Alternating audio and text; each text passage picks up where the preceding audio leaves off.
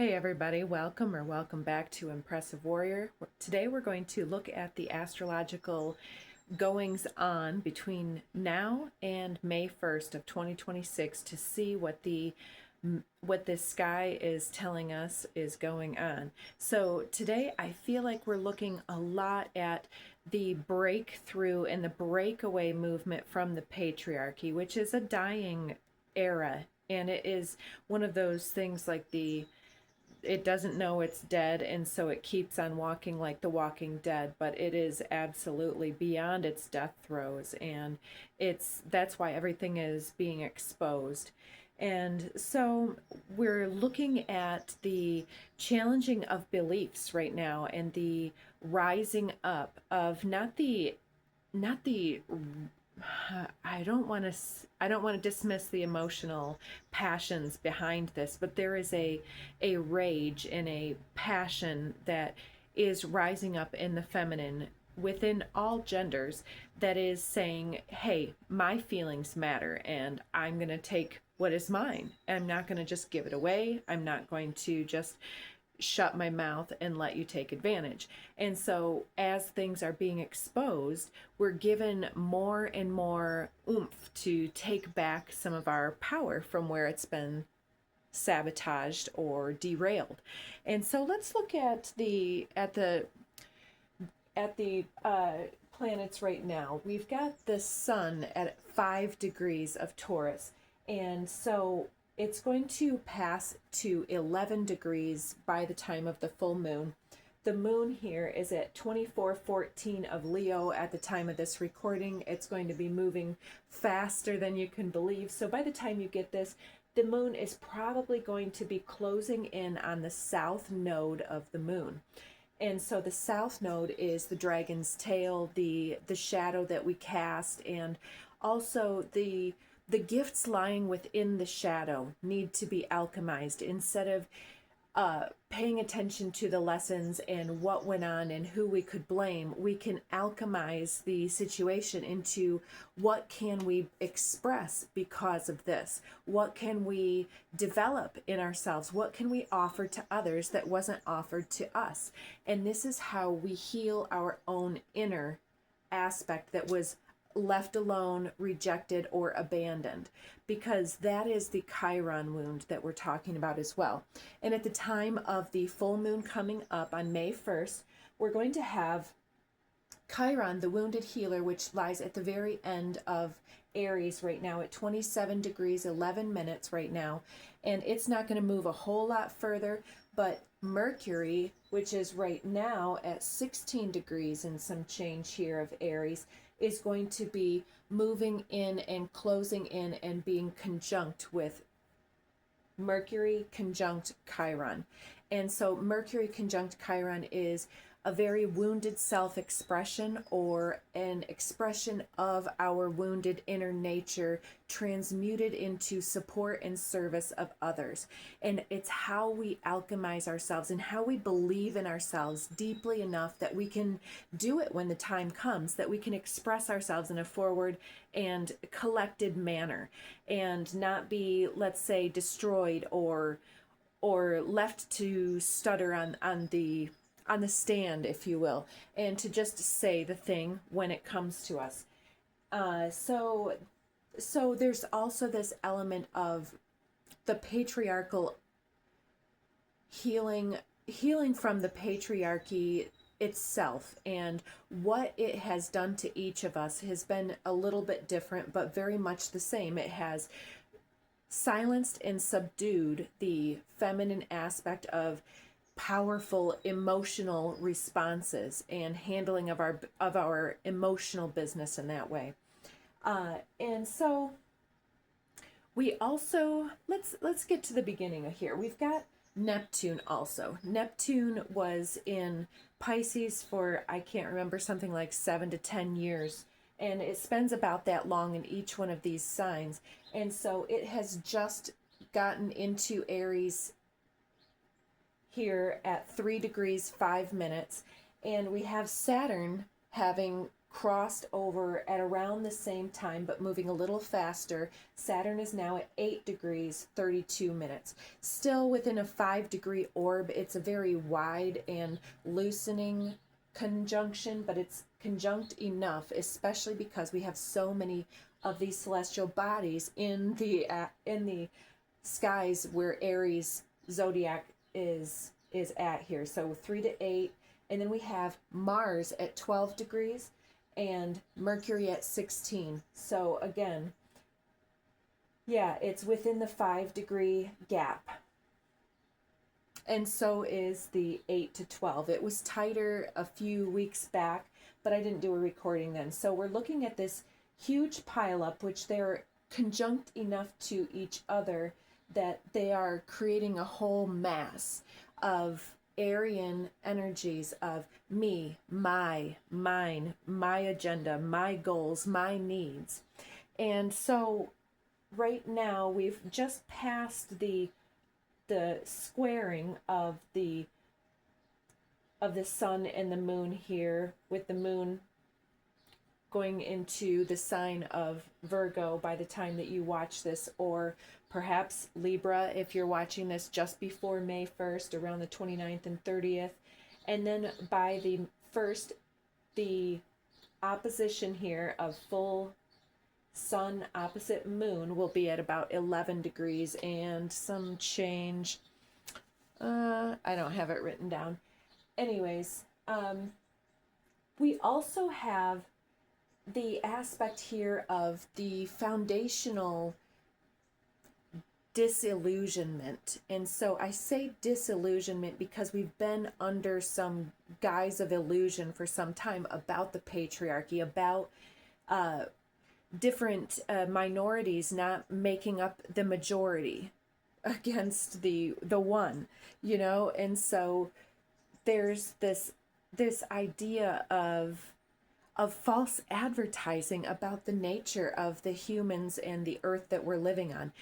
There is enough to go around, but it's the singular individuals holding the reins that are holding all of the assets and all of the resources. And so there's this idea of when Neptune was in the sign of Pisces, it was very dreamy, very visionary, and we were moving through the ideation phase. But now that everything has moved into Aries in the double fire horse year that I keep talking about, it's very initiatory, and it's very much we are being asked to act, but with some semblance of grace and service. Instead of self-service, we need to take up space, ground our vision, ground our beingness in the real world, and then build from there.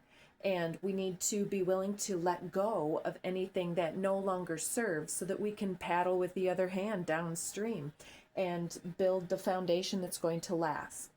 And so we have the Neptune moving into Aries is about grounding the vision, especially with Saturn. But Saturn is also the self-limiter, especially with Chiron over here, the wounded aspect of the self.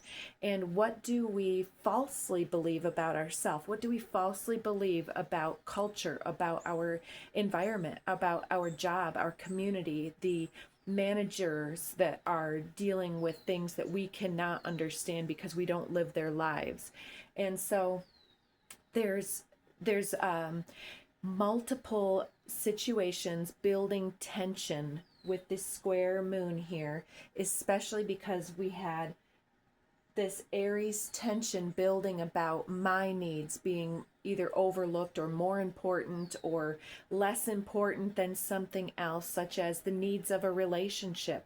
And if you're, for instance, in a codependent relationship, where does your need to serve your partner interfere with your ability to serve and take care of yourself? And so there are aspects of a job and needing to feed your family, and also needing more money to meet the rising costs. And there's always money to be made. in the economy, and when we take a backseat again and again, then we're only serving other people, we're enriching other individuals. And so there's definitely a dysregulation of equity in our economy, in our emotional economy, because we've been led to stifle and subdue our needs. And so our needs are grumbling up from deep below, and our inner frustrations or resentments might be airing their grievances to us. And so we can find this if we are scrolling online in different situations, or different marketing ploys can come up and trigger us to think in certain directions. But when we can pause and take that and remove ourselves from that, X out of that advertisement, or take a break from social media when we need to rest and think, what was that came up, then we can get more in the grounded nature that can really bring our visions into the real world. Because it's not about how to build love in our lives, it's about how to remove the blockages that exist between ourselves and our destination, or true love and connection and bonding. And so we've got Saturn in Aries is about the stoic master, or the patriarchal leader that is very strong and controlling as well, or very very protective and secure. But even that comes with borders. And so we can wake up to the cages that we've built around ourselves in this time, such as if we have gotten a job, we don't like the job, but then all of a sudden we've spent all the money in different notes, and so we now need the job to pay the different lending notes for the car and the boat and the vacation and all of this stuff. And so what we own owns us as well. So there's this unveiling of the dependency that has been created through consumerism and capitalizing on, or capitalism in general. And so we also have this stoic masculine thoughts of the patriarchy and the continuation of the pyramid hierarchical structures, and our beliefs about what they do to us, what do they mean for us, and how can we utilize our awareness of these things without being succumbed to it, without playing the game, so to speak. And so being able to connect with a different layer of reality. So moving here into Taurus, we've got the 5-degree sun, and very very late in the sign here, we've got Uranus at 29 degrees 59 minutes while I record this. And so this is the critical degree. It is the 0 degree within 1 minute of turning to the 30th, or the 0 degree of the sign. And so since we have such a critical moving point, especially for those on this channel, because with Empressive Warrior, I'm a Taurus, and so I know a lot of you are Taurus or something like that, or you have strong Taurus in your chart. Yeah, let me know in the comments if you're comfortable with that.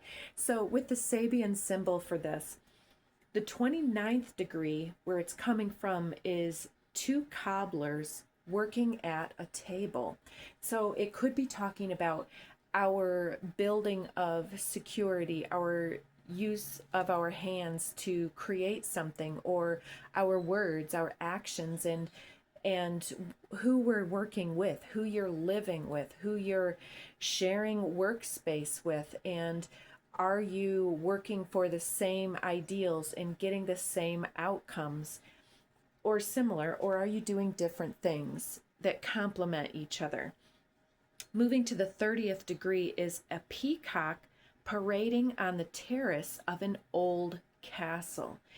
And so I want to also draw the parallel to the political stands and the various ways that political figures and celebrity culture and all of these individuals are parading their flouting all of their money and their riches and all of this goodness, like they're just above us, and they spend hours in the makeup and hair and makeup, and it's a little bit ridiculous. And I read something recently, or watched it, I don't know, about what becomes of a culture that has everything that they need, and they no longer need to compete for resources within very quick order.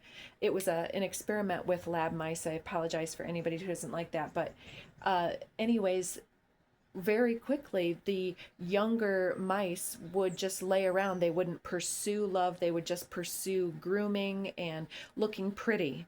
And so there's this ideal of just looking pretty, but it's very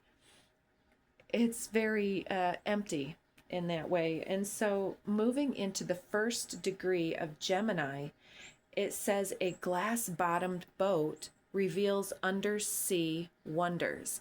And undersea wonders is something like the ability to look through the hair and makeup to the individual within, and to look within our circumstances, however tragic, and see the miracle that is existing in our lives. And then it moves to the second degree of Gemini, Santa Claus filling stockings furtively. And so we again have Venus at the first degree of Gemini here.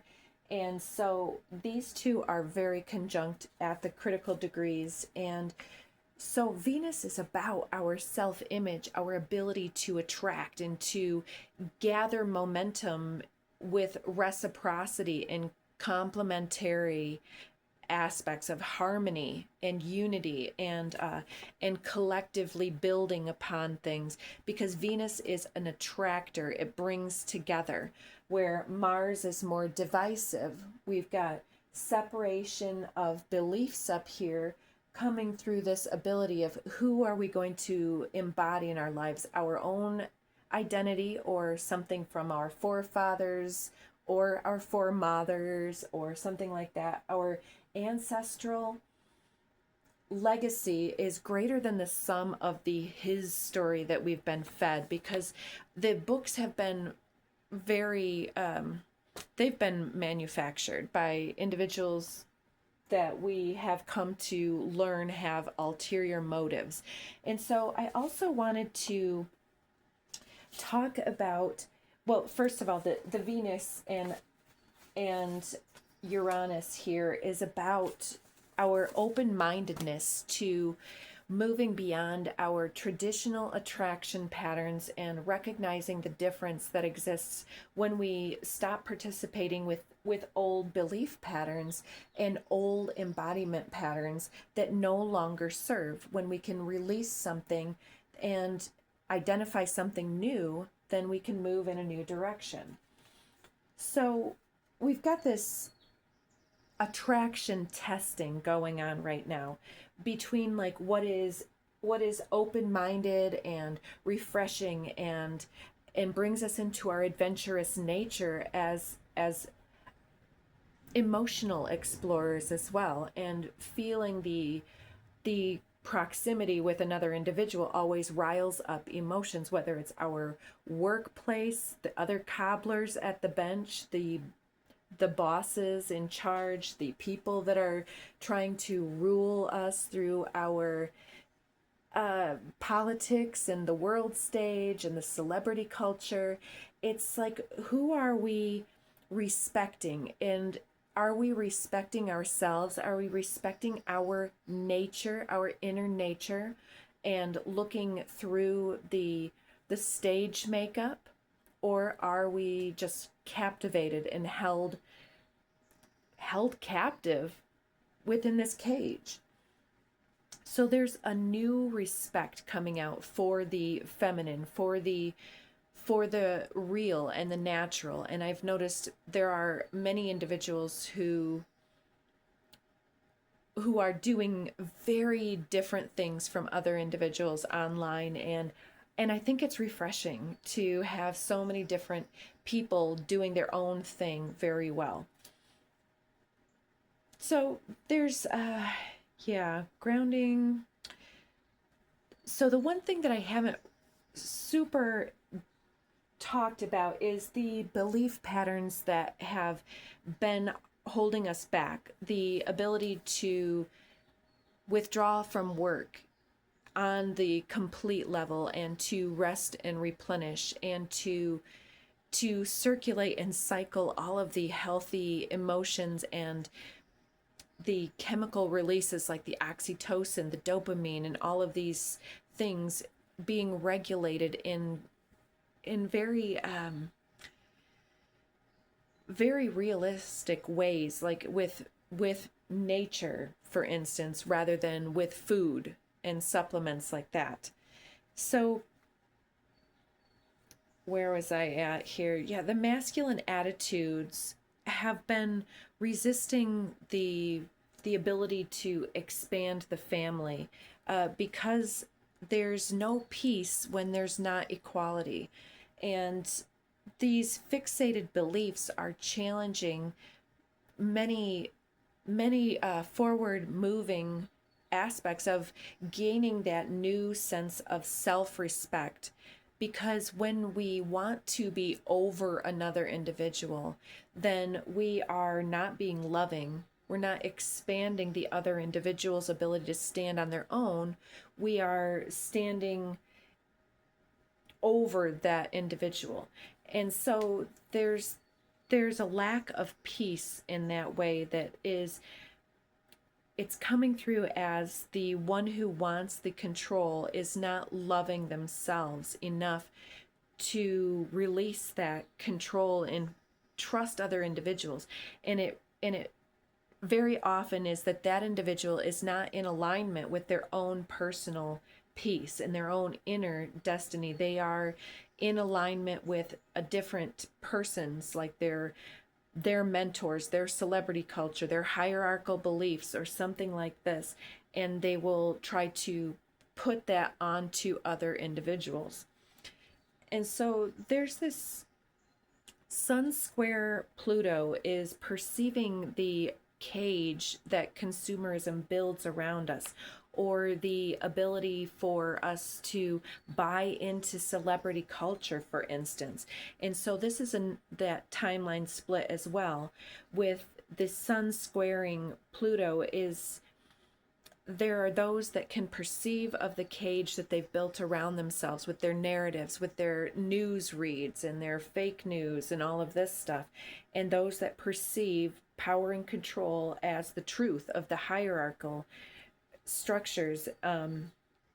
Yeah, those that can see that they've built the cage, and those who defend the cage and don't even understand what Stockholm syndrome is. And so through the Chiron connecting with Mercury at the point of on the May 1st full moon, the 27th degree where Chiron has been coming from is the Sabian symbol is through our imagination, a lost opportunity is regained. And so there is the imagination here is our ability to surpass old beliefs and to take care of ourselves and ask others to take care of themselves. And so there's moving into the 28th degree, it is a large disappointed audience. And so I was thinking of this in terms of, again, the political expose going on and the celebrity culture that is very much separating the ones that care and the ones that don't care. And so the large disappointed audience, we can look at the polling results of the US presidential approval rating is in the tank. It is lowest it's ever been, from 32 to 37% approval, which I can't believe that it's even that high, but it is what it is. So it's talking about through our ability to surpass our very ingrained stoic, gotta keep your head down and keep on producing for the machine, like you are a machine, rather than taking back your power and just selling off what doesn't bring you immediate joy or what is costing you an arm and a leg, and then leading a simpler life with less pressure. Or there's many of us that don't have the ability to have multiple banknotes, and we've constantly been spending less money, which then leads to spending more money over the long term because of investing in repairs and all of this other business that comes with buying secondhand, and then we get to do it more often. So I feel like the matriarchal aspect is coming online with this aspect pattern that we've got here. We've got a minor grand trine here between Pluto, this Uranus and Venus. Whoops, I'm pointing a little bit out here. And then this over here, this huge Aries aspect here. And it's coming through as the healing orders from the divine that are asking us to break through the mental cages that we have built around ourselves, to unseat our own inner limitations, self-imposed or imposed from external, from beliefs, and also unseating old role models that no longer are who we would want to be. And we can see through this glass-bottomed boat reveals the deep sea inner wonders of our own imagination that helps us to break through and regain some type of an opportunity. So some of us are going to be going back into our habits, or our hobbies rather, but maybe our habits as well. But going back into our hobbies and making those into something very soothing, very peace oriented, and something that can be a marketable skill, for instance. So we also have the Venus being the sense of ourself, the sense of our attraction, and our ability to attract love and money. It's very, very associated with at the point where it has Uranus right here with the matriarchy, which is the counterbalance, the oppositional balancing to the patriarchy, which is also unequal. And it must be passionately activated through new thoughts and new leaders being able and willing to step up. And so I feel like many of the feminine leaders that will be stepping up will be charged with the inner rage and passion that has led to all of this inequality. And there will be a push to take some names and to make it more balanced with elevating the feminine. But I feel that ultimately this is going to be rebalanced, hopefully very quickly. But yeah, it leads a lot to be questioned to figure out what's going to happen. But any change that manifests is going to be very slow in its manifestation. But at this point, we've also got Pluto up here at the 5th degree of Aquarius, bringing in quite a bit of momentum from everything that Pluto brings. Is, yeah, let me look up that.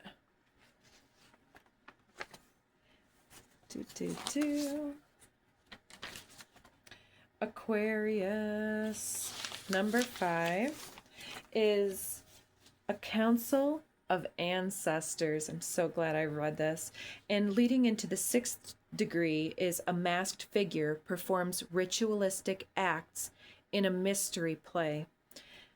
So this is very interesting. So the masked figure, I feel, is is us in a way. And because everybody is experiencing things through themselves, and in the mirror of reality, we're interacting with ourselves, we're shadow boxing ourselves.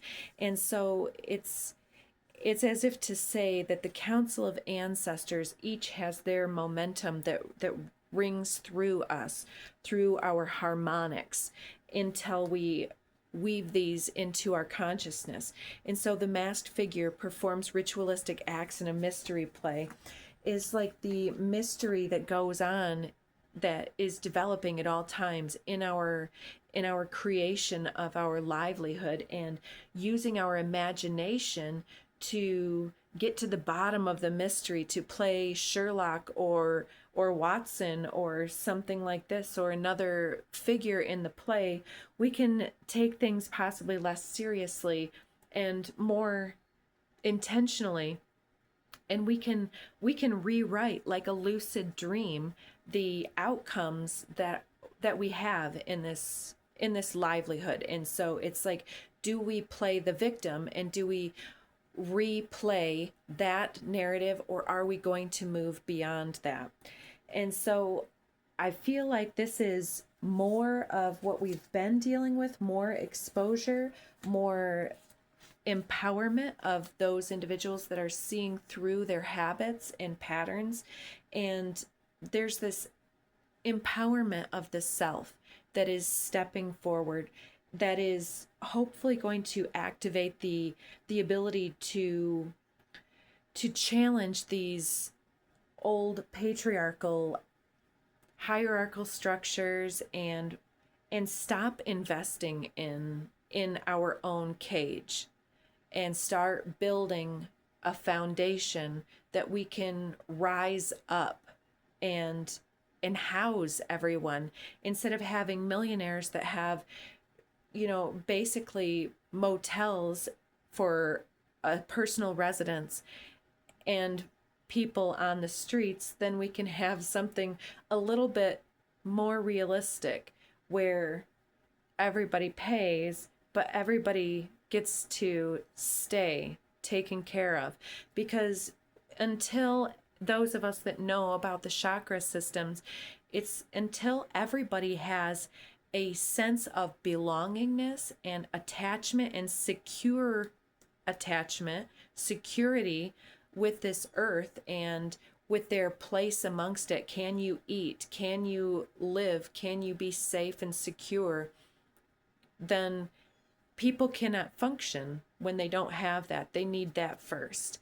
And so we also need to very much address the leadership that goes on, and the lack of leadership that leads to corruption and all of these other things. And we need to do it with happiness in our hearts, and some of that sacred rage that can be transmuted into knowledge that we are actually moving the dial and moving the public and the world in general through the portal of acceptance, and through towards the moving the needle in the direction that we want to move the world, I guess is a better way to say that.